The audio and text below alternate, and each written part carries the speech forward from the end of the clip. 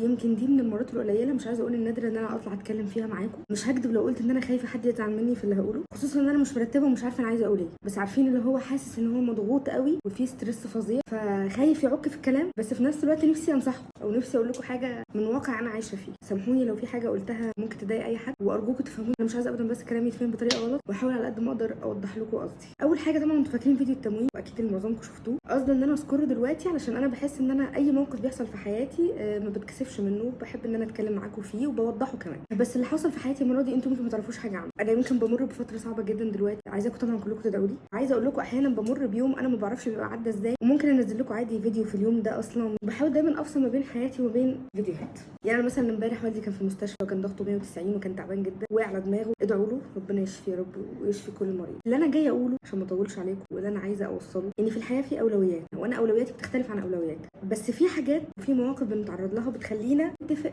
على حاجه واحده. اول حاجه المفروض ان احنا الفتره دي بندور على شقه عشان هننتقل من الشقه اللي احنا فيها. وعايزه اقول لكم ان القرار ده مش بمزاج، يعني احنا اصلا عايشين شقه ايجار ودي نعمه كبيره الحمد لله على كل حاجه. طبعا في ناس غيري مش لاقياها وانا مقدره النعمه دي جدا. اولا الناس اللي احنا ساكنين عندها ناس محترمه جدا وذوق جدا شالنا على راسهم، فاحنا ما عندناش اي مشكله معاهم. بس طبعا احنا متفقين ان من حكم في ماله ومظلم. يعني في بعد وقت معين انت لو مأجره لحد او انت لو مأجر لحد بتبقى عايز تاخد شقتك وتستردها لسبب ما، حتى لو من غير اسباب، انت حر، دي حاجتك. الناس اصلا كتر خيرها، يعني احنا كنا مدينهم ميعاد نمشي فيه وللاسف ما توفقناش في حاجه فمدوا لنا المده، يكتر الف خيرهم. بس من 20 سنه كده كان والدي يقدر يجيب شقه ملك عادي، بس كان عنده اولويات، وده اللي انا بتكلم فيه. بعدين هو والدي مش هيشوف الفيديو ده، يعني انا طبعا يعني كنت خايفه اضايقه وانا عمري ما ضايقه، انا مقدره اي قرارات اخدها، بس ده عايد علينا دلوقتي. هو مدرك ده على فكره واكيد متضايق جدا. اللي انا عايزه اقوله لكم ان انت لو عروسه وفرحك قرب، لو قدامك اختيار انك ما تعمليش فرح وتاخدوا شقه ملك اعملي كده، جايه لك في المستقبل. هتقولي ما هو الفرح مش هيكلف اصلا من مصاريف الشقه، هقول لك تمام، بس على الاقل ممكن يكلف مقدم. لو محتاجين عربيه وقدامكم اولويات ما بين الشقه والعربيه، اختاري الشقه. حتى لو انت دلوقتي اولوياتك محتاجه عربيه،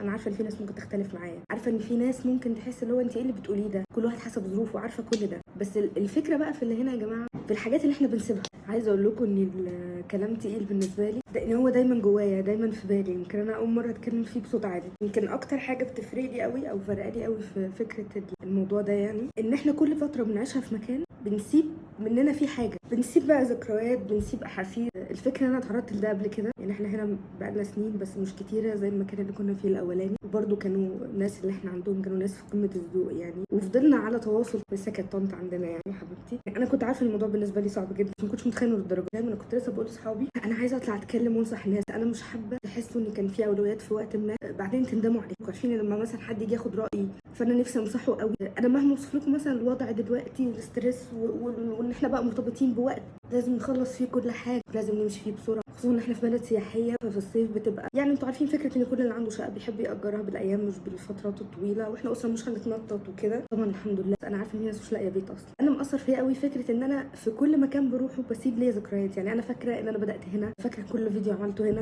فاكره تفاصيل. مش عارفه يمكن انا بتعلق قوي برضو بالاماكن. في ناس زيي اكيد هتفهمني. طبعا ربنا يبارك لاي حد هيجي الشقه، انا مش بتكلم في يعني في ان انا مثلا بوصلها، لا بالعكس. انا بس عايزه اقول لكم حاولوا دايما تبنوا ذكرياتكم، مش شرط في مساحه قد ايه او في حته عامله ازاي. يمكن عشان انا فتره صعبه في حياتي حسيت ان انا محتاجه انصح اي حد ممكن يبقى عنده فرصه ومحتار، او ممكن يبقى متردد مش قادره احدد انا بس نفسي اساعدكم ازاي. بس انا حاسه ان انا لو حد هيسالني هو هياخد تجربتي فانا احب افيده. قصر الكلام يعني ادعوا لنا نتوفق ان شاء الله عشان اعمل لكم حاجات جديده بقى، مكان جديد، تبقى بدايه جديده لكل حاجه، وابقى محتفظه برضو بالذكريات اللي بحبها في دماغي على الاقل على قد ما اقدر. قولوا لي انتوا بتتخطوا الحاجات دي ازاي؟